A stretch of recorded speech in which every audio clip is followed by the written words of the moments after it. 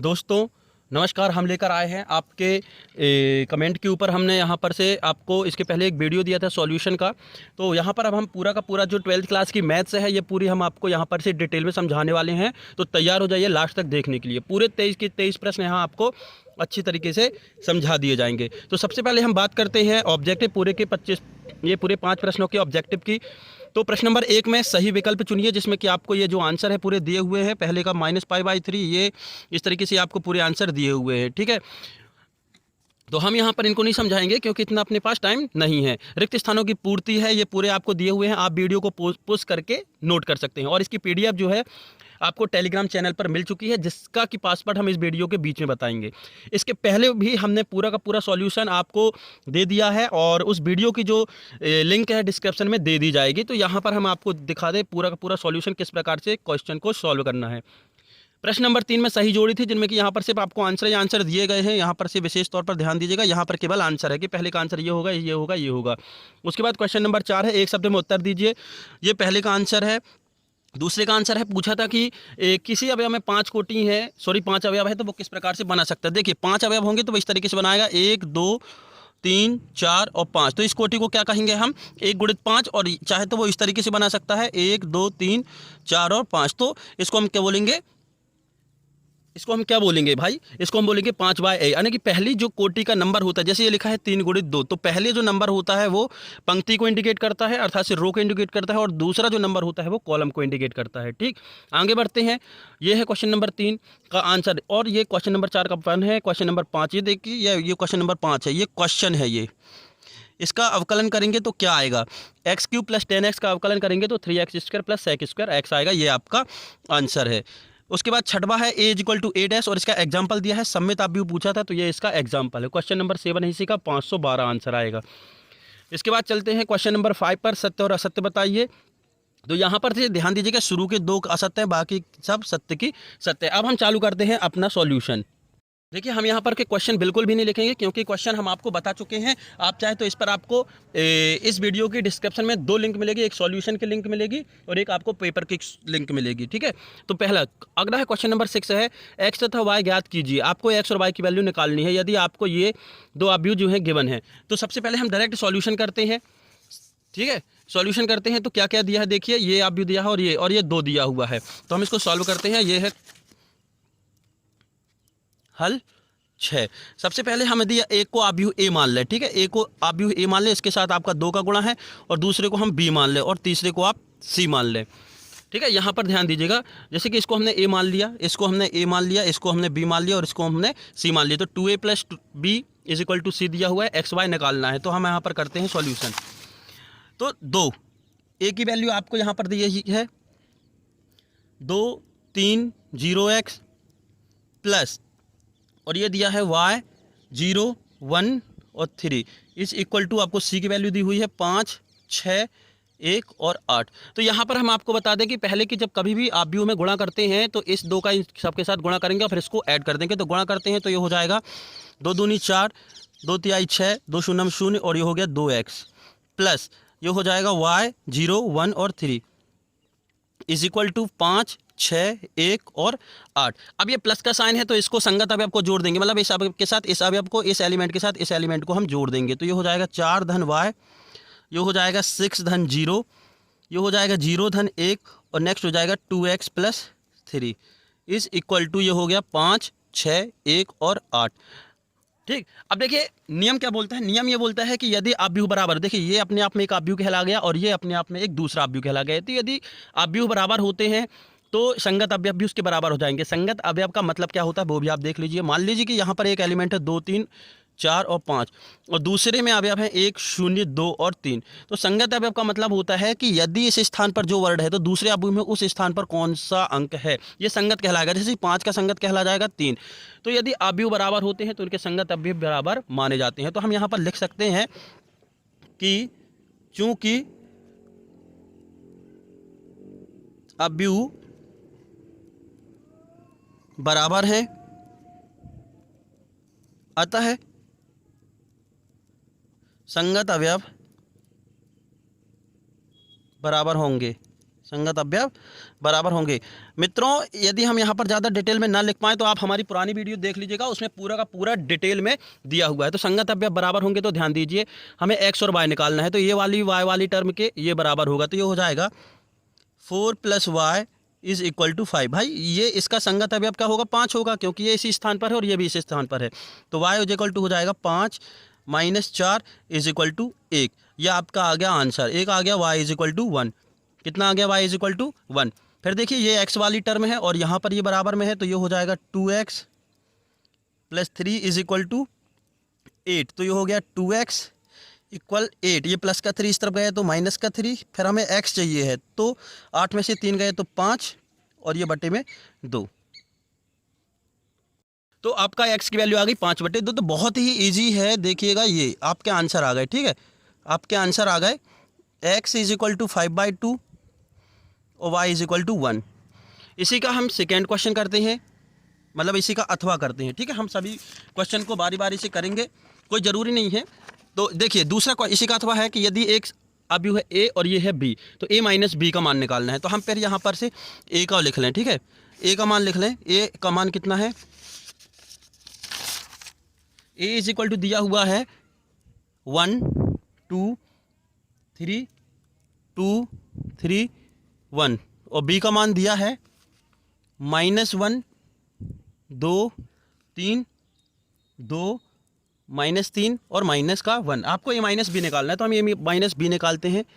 a - b = मतलब पहले आप व्यवस्थित इसको लिख लीजिए, इस पूरे अवयव को, जैसे इसमें लिखा हुआ है a की वैल्यू और ये b की वैल्यू, तो ये होगी -1 2 3 2 -3 -1। ठीक है, अब a - b मतलब संगत अवयव को संगत अवयव से घटाना है, मतलब इस अवयव को इस अवयव से ही घटाना है।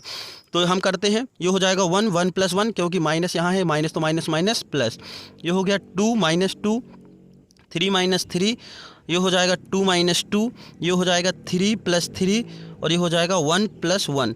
ये 1 + 1 क्या हो गया, क्योंकि ये माइनस में है, ये माइनस में, तो माइनस माइनस प्लस। तो 1 और 1 2, 2 में से 2 गए 0, 3 में से 3 गए 0, ये हो गया 0, ये हो गया 6 और ये हो गया 2। तो आपका जो आंसर है a - b आपका हो गया 200062 हो गया आपका आंसर। ठीक है, ये आपका आंसर, बहुत ही इजी है पूरा पेपर। अब हम करते हैं इसका अगला क्वेश्चन। क्वेश्चन नंबर देखिए, क्वेश्चन नंबर 7 है। क्वेश्चन नंबर 7 क्या कह रहा है कि यदि x दिया है और y दिया है, तो आपको x + y निकालना है और x - y निकालना है। देखिए अच्छे से ध्यान दीजिएगा, सॉरी x और y आपको निकालना है, चूंकि x + y दिया है और x - y दिया हुआ है। ठीक है, x + y और x - y दिया है, तो x और y की वैल्यू आपको निकालनी है। तो हम सॉल्व करते हैं। देखिए ये हो गया प्रश्न नंबर 7 आपको दिया है। सबसे पहले तो प्रश्न में सॉल्यूशन में लिखा करो कि क्या क्या दिया है। तो आपको दिया है x + y, x + y आपको दिया है। क्वेश्चन आपको डिस्क्रिप्शन में जाकर देखिएगा तो मिल जाएगा। दिया है 5 2 0 और 9 और x - y दिया है = 3 6 0 और -1, इतना दिया है। अब ध्यान दीजिएगा, यहाँ पर x + y और x - y है, तो यहाँ से हम यदि x को कैंसिल करना चाहें या y को कैंसिल करना चाहें, तो आपने कक्षा 10वीं में चैप्टर नंबर 2 या 3 में पढ़ा होगा विलोपन विधि, अर्थात से एलिमिनेशन मेथड या फिर से सब्स्टिट्यूशन या प्रतिस्थापन विधि। तो हम यहाँ पर करते हैं। ठीक है, हम इन दोनों को जोड़ देते हैं। तो दोनों अवयवों को जोड़ दोगे। मान लो इसको हमने नाम दे दिया समीकरण नंबर 1 और इसको नाम दे दिया समीकरण नंबर 2। तो समीकरण 1 और समीकरण नंबर 2 को जोड़ दो। तो हम जोड़ देते हैं, तो ये हो गया x + y plus x - y। भाई ये पूरा और ये पूरा, इन दोनों को जोड़ेंगे तो यही आएगा, साइन तो चेंज होने वाला नहीं है। तो हम इनको भी जोड़ दें, हम डिटेल में नहीं लिख रहे हैं, आपको डिटेल में चाहिए तो आप इसकी पहले वाली वीडियो देख लीजिएगा। तो 5 + 3 और ये हो जाएगा 2 + 6 और ये हो गया 0 + 0 और ये हो गया 9 - 1। जोड़ रहे हैं इसको इसके साथ, इसके संगत मान जोड़ रहे हैं। ठीक है, तो देखिए प्लस का y और माइनस का y कैंसिल, तो ये हो गया 2x = ये हो गया 5 3 8 6 2 8 और ये हो गया 0, 9 में से 1 गए तो 8। अब आपको क्या चाहिए, 2x तो चाहिए नहीं है, आपको x चाहिए है। क्या चाहिए, x। तो ये जो गुणा में है तो ये भाग में चला जाएगा, तो अपन इस तरीके से इसको लिख लेंगे। तो ये हो जाएगा 8 8 0 8। अब इसको सॉल्व करेंगे, मतलब इस 2 से इस पूरे एलिमेंट को डिवाइड कर देंगे, जितना भी अवयव है। तो जब जैसे डिवाइड करेंगे तो 2 चौके 8 2 चौके 8 2 शून्यम 0 और 2 चौके 8। तो ये आ गया आपका x का मान। क्या आ गया, x का मान। ठीक है, अब देखिए यहाँ पर, अब जैसे हमने इन दोनों समीकरणों को जोड़ा था तो x आया था। ठीक, क्या आया, x। अब हम इन दोनों समीकरण को घटा दें, मतलब समीकरण 1 से 2 को घटा दें। घटाते हैं हम, यहीं पर आपको सॉल्यूशन बता दे रहे हैं, आपको सिर्फ समझ में आना चाहिए। अगर समझ में ना आए तो आप बता दीजिएगा कमेंट बॉक्स में, हम कोशिश पूरी करेंगे कि आपको समझ में आ जाए। तो समीकरण 1 से हमने समीकरण नंबर 2 को सब्ट्रैक्ट कर दिया। तो ये देखिए, ये लिखा है x प्लस वाई माइनस, अच्छे से ध्यान दीजिएगा, माइनस क्या करना है, x minus Y, x minus Y, मतलब पहला अवयव क्या है, 5 2 0 9, और सब्ट्रैक्ट किसको करना है, 3 6 0 माइनस 1 को। ठीक है, अब जैसे ही ब्रैकेट खुलेगा तो अंदर के साइन जो है चेंज हो जाएंगे, क्योंकि ब्रैकेट के बाहर माइनस है। तो ये हो जाएगा x plus Y minus X, और ये माइनस का क्या हो गया, plus, is equal to, subtract करते हैं तो ये हो गया 5 माइनस 3, ये हो गया 2 माइनस 6, ये हो गया 0 माइनस 0, ये हो गया 9 प्लस 1। 9 प्लस 1 क्यों, क्योंकि ये माइनस माइनस प्लस हो गया। आगे बढ़ते हैं, इसको हम कर लेते हैं। ठीक है, 5 में से 3 गए, जगह कम है, 5 में से 3 गए तो 2, 2 में से 6 गए तो बचा माइनस का 4, 0 में से 0 गया 0, 9 और 1 हो गए 10। ठीक, क्या हो गया, 10। अब ये देखिए, ये प्लस का x और माइनस का x कैंसिल, तो ये हो गया 2y, क्या हो गया, 2y। तो 2y is equal to 2 minus 4 0 और 10। अब हमें y चाहिए है, हम यहीं पर सॉल्व कर दे रहे हैं। तो ये जो y है, गुणा में आएगा तो भाग में चला जाएगा, हम डायरेक्ट भाग दे रहे हैं। जैसे यहाँ पर 2 था ना, तो हमने भाग दे दिया, तो हमने यहाँ से 2 से भाग देंगे, डायरेक्ट दे रहे हैं। तो 2 एकम 2, 2 दूनी 4, और 2 शून्यम 0, और 2 पंचे 10। तो ये होगा आपका y। तो y की वैल्यू आपकी ये आ गई, और x की वैल्यू आपकी ये आ गई। ये आपके आंसर। दोस्तों अगला है क्वेश्चन नंबर 7 का अथवा। देखिए, अथवा ये दिया है, ये दिया है और ये दिया है, इन दोनों को जोड़ना है। क्या करना है, जोड़ना है। तो हम लिख लें, एक को ए मान लें, इसको बी मान लें, नहीं भी मानते हैं तो चलता है। सबसे पहले जो दिया है वही लिख दे सीधे, ठीक है, मानने की जरूरत नहीं है, लिख दें दिया है। तो क्या दिया है आपको, दिया है आपको cos theta, cos theta sine theta minus sine theta cos theta plus sine theta, sine theta minus cos theta, cos theta और माइनस का साइन थीटा। तो ये आपको निकालना है, इसको सॉल्व करना है। तो बहुत ही इजी है मित्रों। देखिए, अब हमें देखो ये लिखा है बाहर, तो इसका अंदर पूरे के साथ मल्टीप्लाई कर देंगे, तो ये हो जाएगा आपका कॉस स्क्वायर थीटा। इसके साथ करेंगे तो ये हो जाएगा sign theta into cos theta. इसके साथ करेंगे तो ये हो जाएगा माइनस का sine theta into cos theta. ठीक है, और इसके साथ करेंगे तो हो जाएगा कॉस स्क्वायर थीटा, प्लस ये करेंगे तो ये हो जाएगा आपका साइन स्क्वायर थीटा, और ये हो जाएगा माइनस का sine theta into cos theta, और ये हो गया आपका sign theta into cos theta, और ये हो जाएगा माइनस का साइन स्क्वायर थीटा। कोई दिक्कत तो नहीं। इस साइन का इस पूरे के साथ मल्टीप्लाई कर दिया, और इस कॉस का इस पूरे के साथ मल्टीप्लाई कर दिया हमने। अब ये प्लस का साइन लगा है तो इनको जोड़ना है, संगत है, अब ये बस को जोड़ना है। इस एक चीज़ का बयान ये देखिए, जोड़ेंगे तो ये हो जाएगा साइन स्क्वायर, हमने आगे पीछे लिख लिया, कुछ नहीं होता है, sign square theta plus cos square theta. अब इसको और इसके साथ जोड़ेंगे तो ये हो जाएगा sign theta into cos theta, sorry यहाँ थीटा है, minus sign theta into cos theta. मित्रों ध्यान दीजिएगा, ये प्लस है लेकिन हमने माइनस क्यों लिखा, क्योंकि यहाँ पर प्लस का, यहाँ माइनस है तो प्लस माइनस का मल्टीप्लिकेशन माइनस होगा।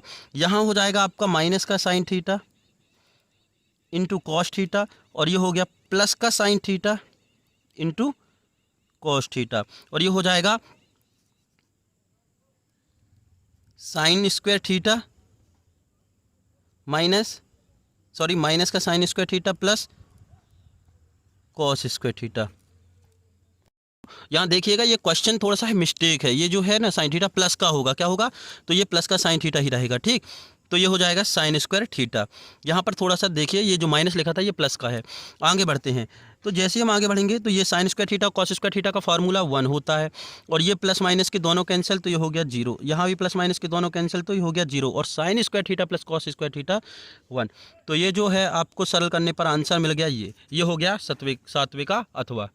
देखिए क्वेश्चन नंबर 8 है, y का मान दिया है a sine theta plus b cos, sorry a sine x plus b cos x। तो आपको D square Y upon D X square निकालना है। जी हाँ, द्वितीय अवकलज निकालना है। ठीक है, बहुत ही ईजी है।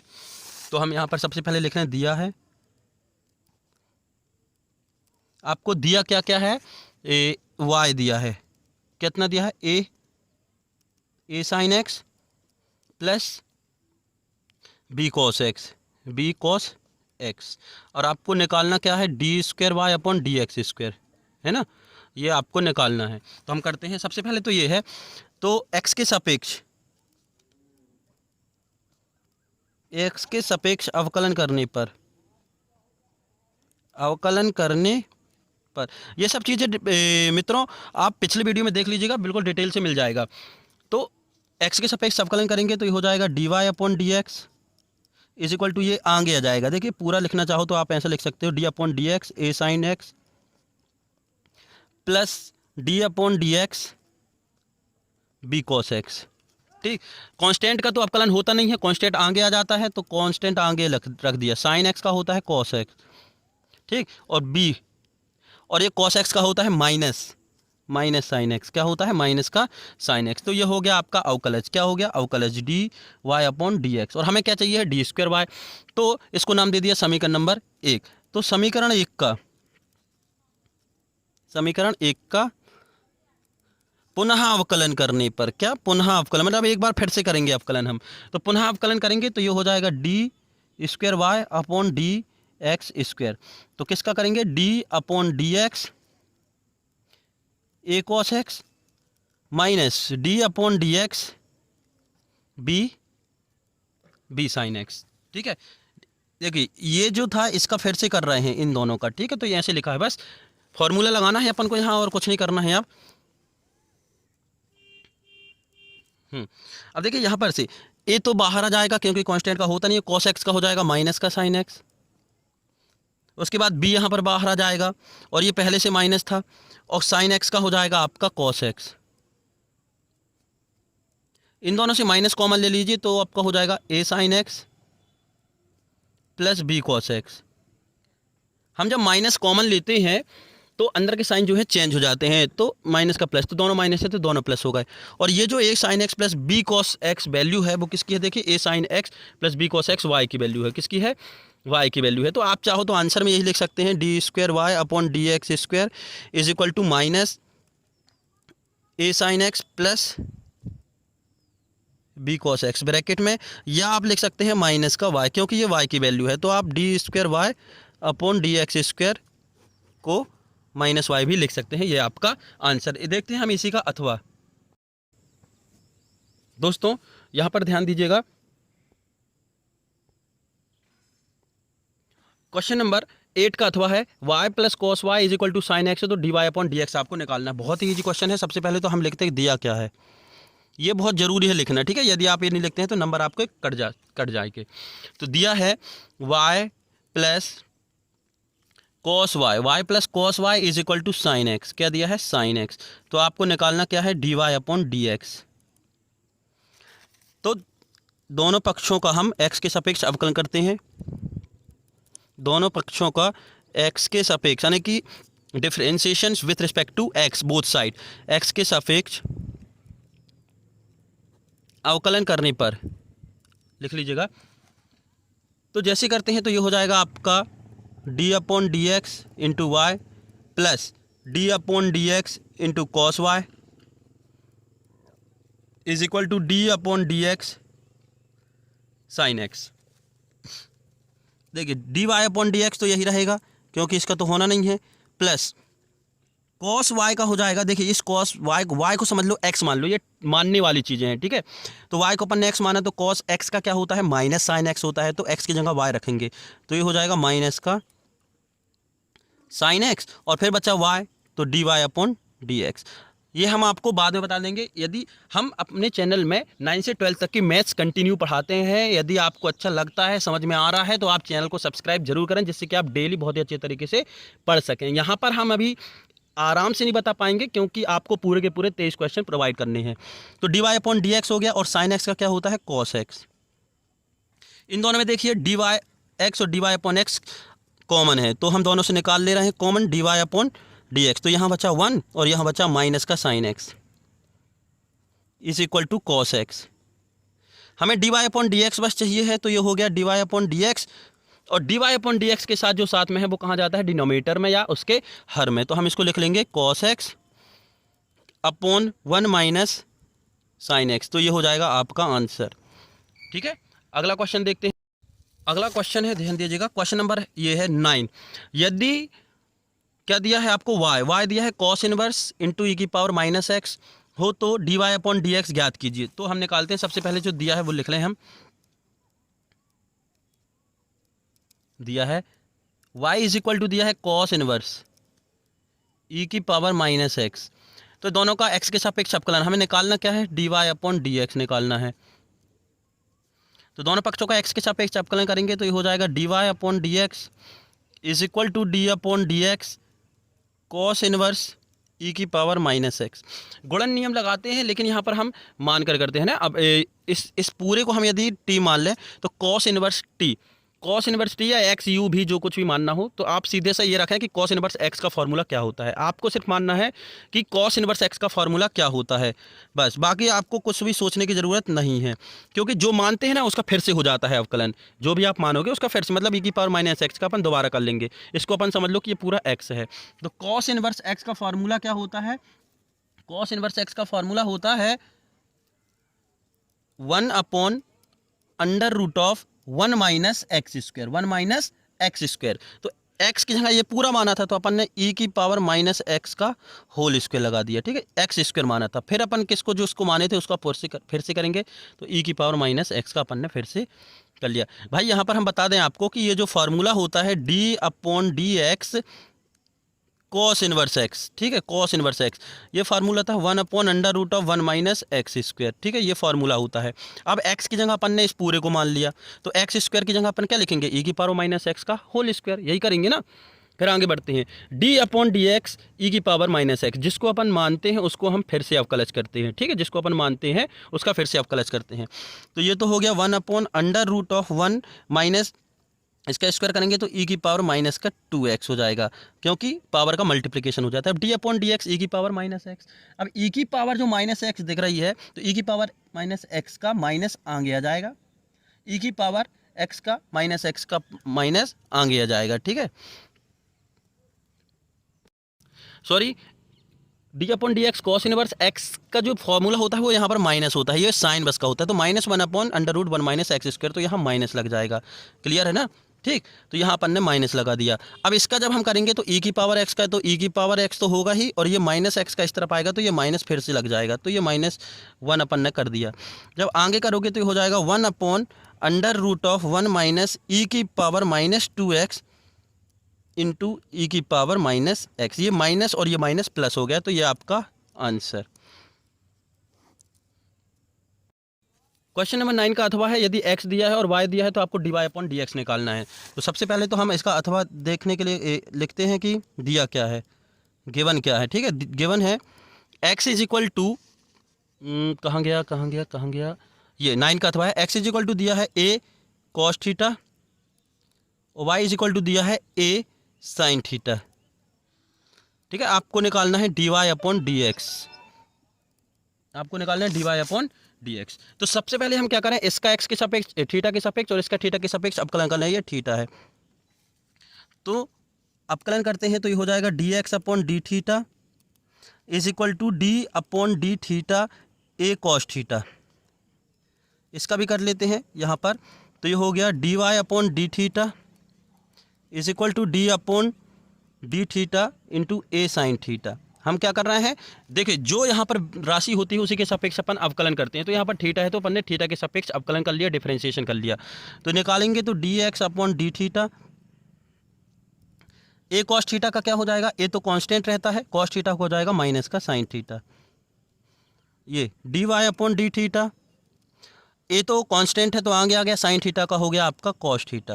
अब आपको चाहिए क्या है, D Y upon D x. जी हाँ, तो आपको चाहिए डी वाई अपॉन, ये समीकरण नंबर 1 दे दो, इसको समीकरण नंबर 2 दे दो। तो D Y upon D x चाहिए, तो D Y upon D x कब मिलेगा, जब d Y upon D theta में आप d x upon D theta का डिवाइड करेंगे।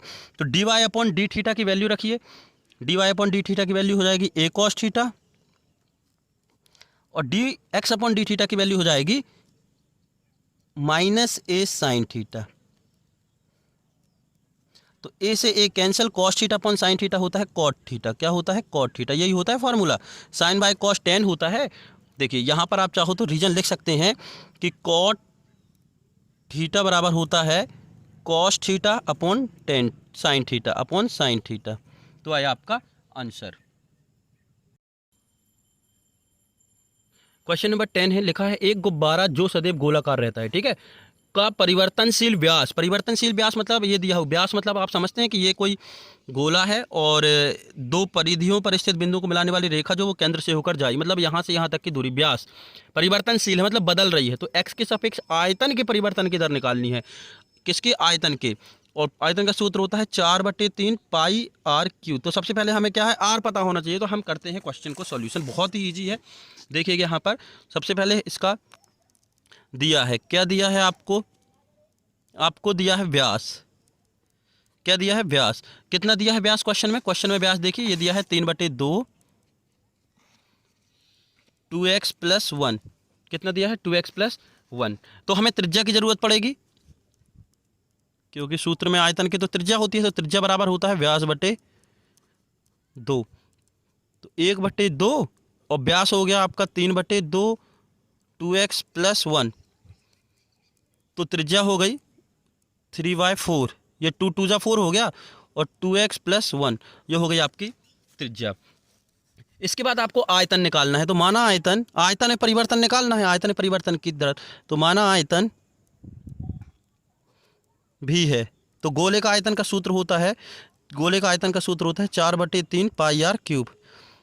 गोले का आयतन का सूत्र 4/3 पाई आर क्यूब। तो ये हो गया 4/3 पाई। आर का मान कितना है आपका? आर का मान आप रख दें तो ये हो जाएगा 3/4 2x + 1 का क्यूब। अब ये आ गया आपका आयतन। क्या आया? आयतन। अब इसको पहले सॉल्व कर लें कि ये भी आएगा कितना। भी = 4/3 पाई गुणित 3 का क्यूब कितना हो जाएगा? 27। 4 का क्यूब कितना हो जाएगा? 64। ये हो गया 27 और ये 2x + 1 का क्यूब।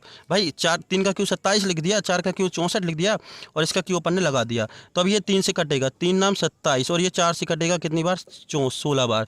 तो भी = हो गया 9/16। भैया ये पाई भी है साथ में, ठीक है, ये पाई 2x + 1 का क्यूब। अब आपको परिवर्तन की दर निकालनी है आयतन में। तो आप x के सापेक्ष अवकलन करने, ये नाम दे दें समीकरण नंबर 1। तो x के सापेक्ष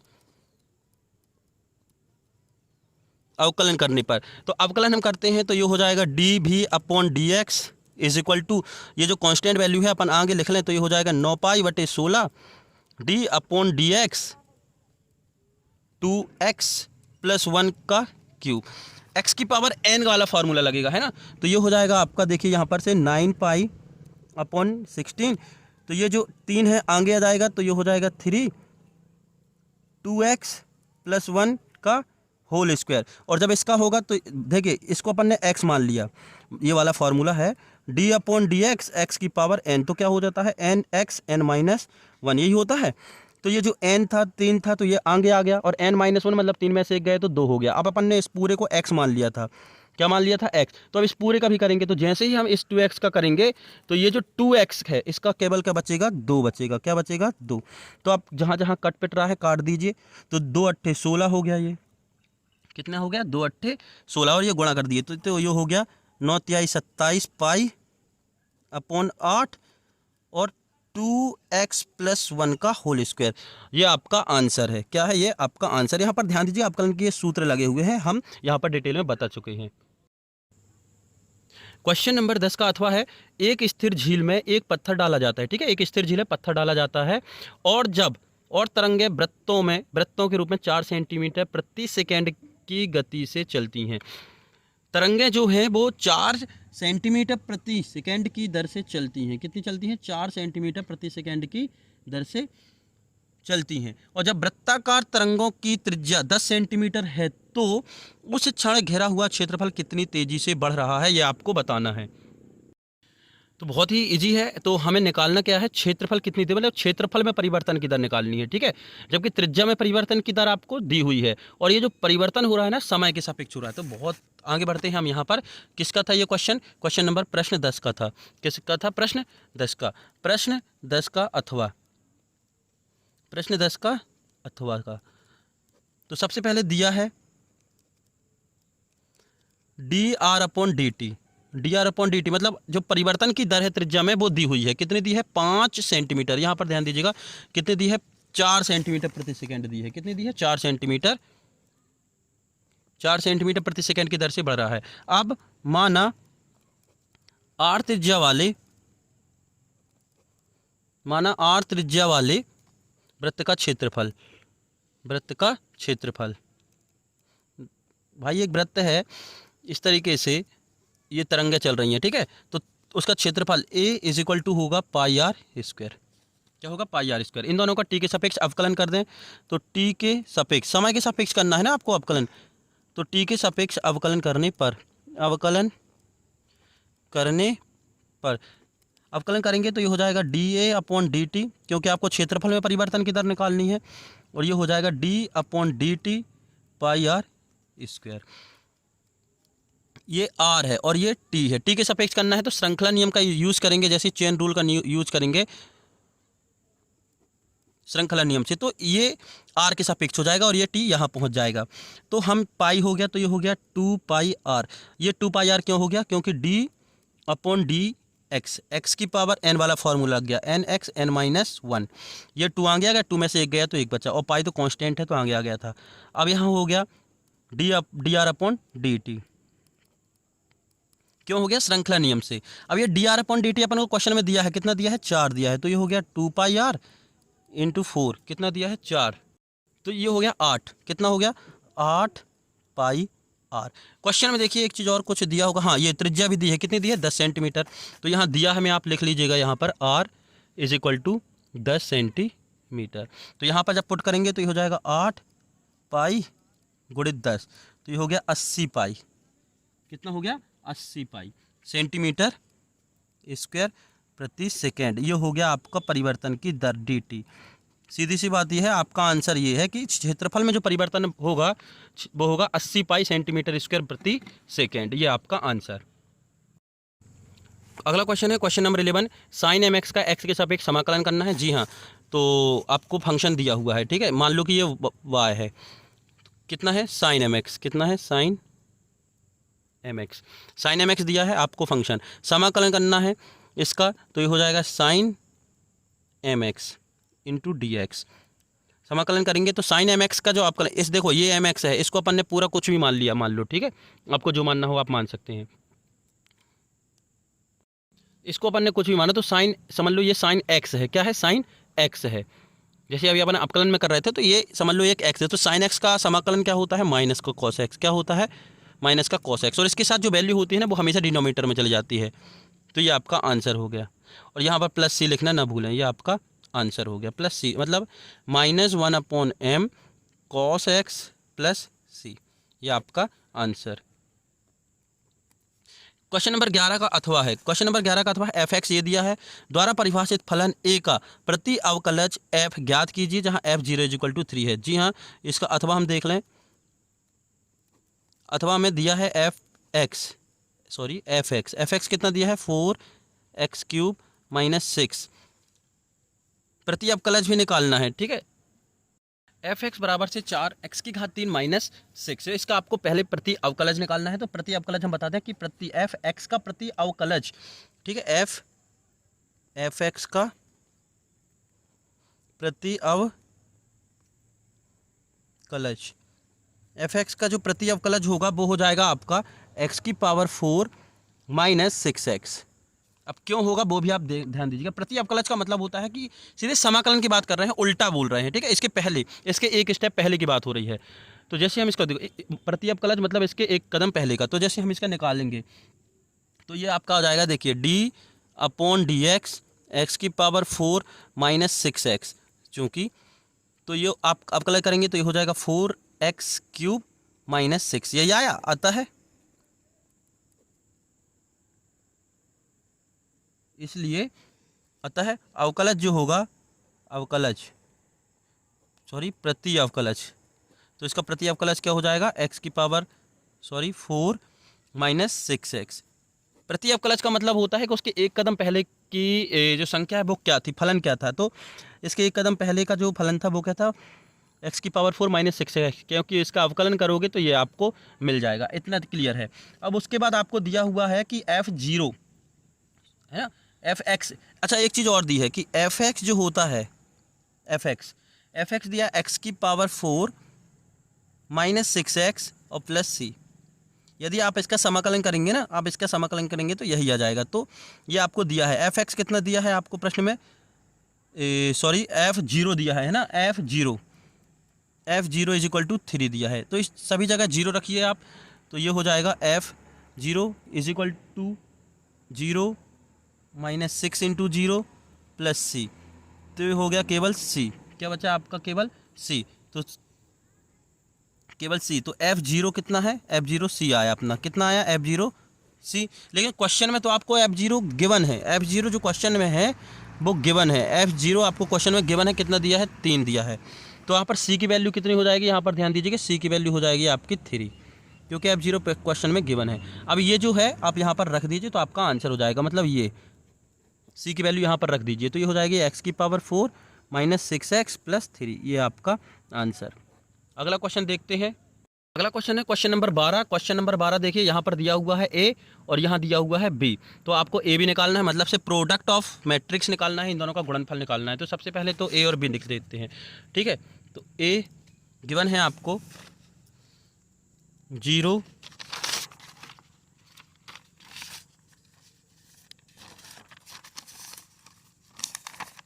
0 माइनस 1 एंड 0 एंड 2, और b गिवन है आपको 3 5 0 0।